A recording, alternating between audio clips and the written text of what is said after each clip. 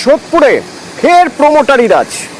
ভুয়ো নথি তৈরি করে জমি দখল করে জলা জমি বুঝিয়ে সেখানে বহুতল তৈরি করা হচ্ছে এবং সেখানে যদি কেউ প্রতিবাদ করেন তাহলে রীতিমতো হুমকি দেওয়া হচ্ছে।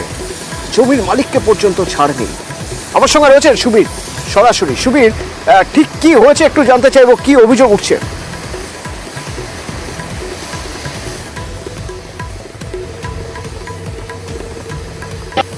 পার্ক এলাকা, সেখানে সুরজিৎ চন্দ্র তার যে জমি, সেই জমিতে কিন্তু যে প্রমোটার, স্থানীয় প্রমোটার মৃণাল সরকারের সঙ্গে কিন্তু সেই জমিতে প্রমোটিং করার জন্য তাদের সঙ্গে চুক্তি হয় এবং সেই চুক্তিতে কিন্তু পরিষ্কারভাবে বলা হয়েছিল যে যেই জলাশয় রয়েছে সেই জলাশয় বুঝিয়ে কিন্তু কোনো রকমভাবে কোনো কাজ করা যাবে না, সেই জলাশয়কে সংস্কার করে সেই সংস্কার করা হবে এমনটা কিন্তু বলা হয়েছিল এবং সেই জায়গা থেকে সেই চুক্তি করা হয়েছিল জমি মালিকের সঙ্গে।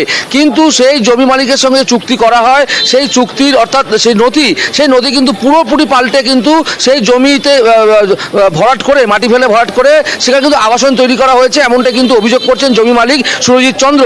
এবং সুরজিৎ চন্দ্র যখন বুঝতে পারেন যে সেই জমি জলা জমি ভরাট করে আবাসন তৈরি হয়ে গিয়েছে, সেই জায়গা থেকে কিন্তু প্রতিবাদ করেন এবং প্রতিবাদ করলে প্রমোটার এবং তার দলবল যিনি রয়েছেন তারা কিন্তু তাকে মারধর করেন এবং হুমকি দেন, প্রাণনাশের হুমকি পর্যন্ত দেন, এমন তিনি অভিযোগ করছেন। এবং এই ঘটনায় যথেষ্ট আতঙ্কিত রয়েছেন যিনি জমি মালিক রয়েছেন তিনি, এবং তিনি ঘোলা থানায় অভিযোগ করেছেন প্রমোটার এবং তার দলবলের নামে। এবং মৃণাল সরকার যিনি প্রমোটার রয়েছেন তার সঙ্গে আমার যোগাযোগ করেছিলাম। দিশাহারা হয়ে পড়েছেন, কি বলছেন শুনুন। আমাকে সকালবেলা যখন কাজে ওরা লাগে আমি প্রথমে বারণ করি, আপত্তি করি যে রাস্তার মাঝখানে কোনো রকম কলম পুঁতবেন না। তো সেটা নিয়ে ওনাদের প্রমোটার এবং ওনার মিস্ত্রিরা সবাই মিলে আমাকে মারধর করে। এই জমিটার মধ্যে একটা বিল্ডিং হয়েছে, সেই বিল্ডিংটা সম্পূর্ণ পুকুরের ওপর হয়েছে।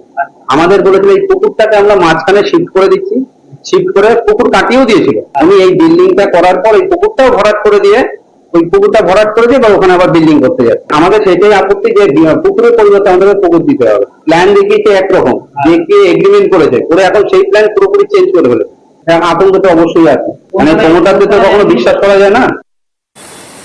সুবীর, একাধিক অভিযোগ উঠছে, জমির চরিত্র বদল, জাল নথি তৈরি, হুমকি, মারধর।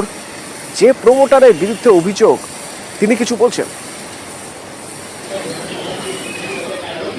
হ্যাঁ অতনুদা, তোমাকে জানিয়ে রাখি পানিহাটি পৌরসভার তরফ থেকেও কিন্তু পরিষ্কারভাবে বলা হয়েছিল যে এই জলাশয় কিন্তু কোনোভাবে ভরাট করা যাবে না। কিন্তু সেই সমস্ত বিষয় অমান্য করে জাল নথি তৈরি করে সেই জায়গা থেকে যে এই প্রমোটার এইভাবে যে কাজ করেছেন, আমরা তার সাথে যোগাযোগ করেছিলাম, তিনি কিন্তু সম্পূর্ণ অভিযোগ অস্বীকার করেছেন। মারধর থেকে হুমকি এবং এই জমি ভরাটের অভিযোগ তিনি অস্বীকার করেছেন এবং তিনি কিন্তু গোটা অভিযোগের আঙুল তুলেছেন যে জমি মালিক রয়েছেন তার দিকে। এবং তিনি উল্টো বলছেন যে তার যারা কর্মী আবাসনে কাজ করছিলেন তাদেরকে মারধর করেছিল এই জমি মালিক সুরজিৎ চন্দ্র। ধন্যবাদ। ওই ডেভেলপমেন্ট এগ্রিমেন্ট অনুযায়ী আমি কাজ করছি। টোটাল জমিটা হচ্ছে বড় জমি, বুঝলেন তো। এইবার জয়েন্ট ভেঞ্চারের নিয়ম কি, টোটাল কাজ কমপ্লিট হবে তারপর ফুল পেমেন্ট হয়। আচ্ছা, সুরজিৎ চন্দ্রদের 75% টাকা দিয়ে দেওয়া হয়েছে, ফ্ল্যাটও দিয়ে দেওয়া হয়েছে। আচ্ছা, আর বাকি আরেকজন যে ওদের আছে, ওদের টাকা ফ্ল্যাট উল্টো আমাকে টাকা নিয়েছে, আমি আরো 3-4 লাখ টাকা পাই।